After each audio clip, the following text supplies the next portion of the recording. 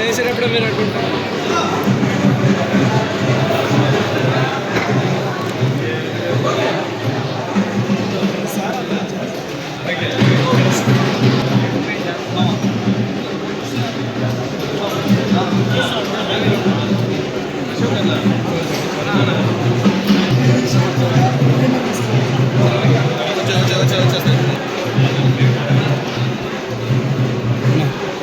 Voice తీసుకోండి voice వచ్చిన పాత్రికేయులందరికీ పెద్దలు ఎంత బిజీగా ఉన్నా కూడా కేవలం ఒక పిలుపు కోసం బయట పనులను ముగించుకుని వచ్చి నన్ను ఆశీర్వదించడం చాలా గొప్ప విషయం. ఇక్కడ వచ్చిన అందరికీ ధన్యవాదాలు. నమస్కారం. కొంచెం తగ్గించండి. ముత్తు అలియాస్ ఎంటర్ప్రైనర్గా industry start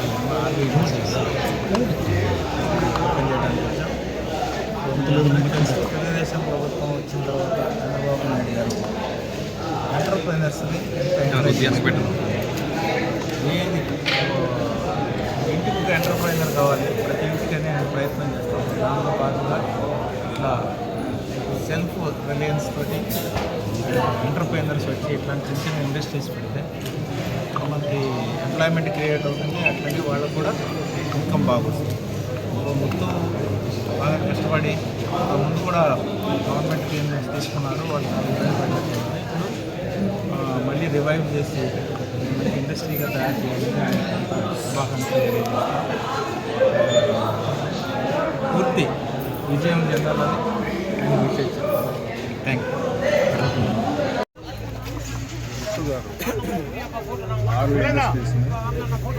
small scale industries ప్రారంభించాలి మేడం కల్లారు కుమార్ గారు పిలవడం జరిగింది.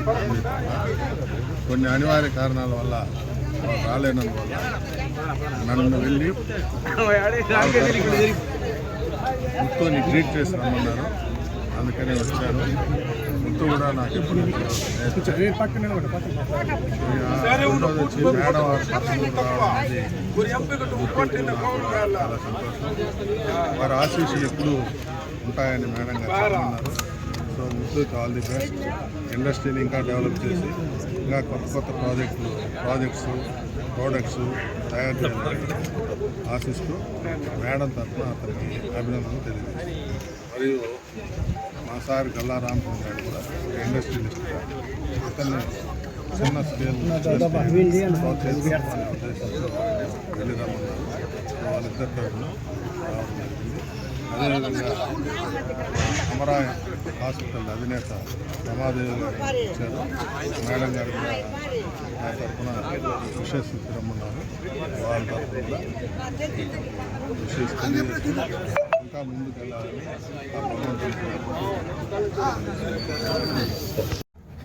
ఆ పాత్రికేయ మిత్రులందరికీ హృదయపూర్వక నమస్కారాలు. ఆత్మీయ సోదరుడు తమ్ముడు ముత్తు ఈరోజు ఆర్వి ఇండస్ట్రీస్ అనేటువంటి సంస్థను స్థాపించడం చాలా సంతోషదాయకంగా ఉంది. ఇంతకుముందే ఎస్జే ఇండస్ట్రీస్ అనేటువంటి సంస్థను స్థాపించాడు, మళ్ళీ శక్తి సంస్థను స్థాపించాడు.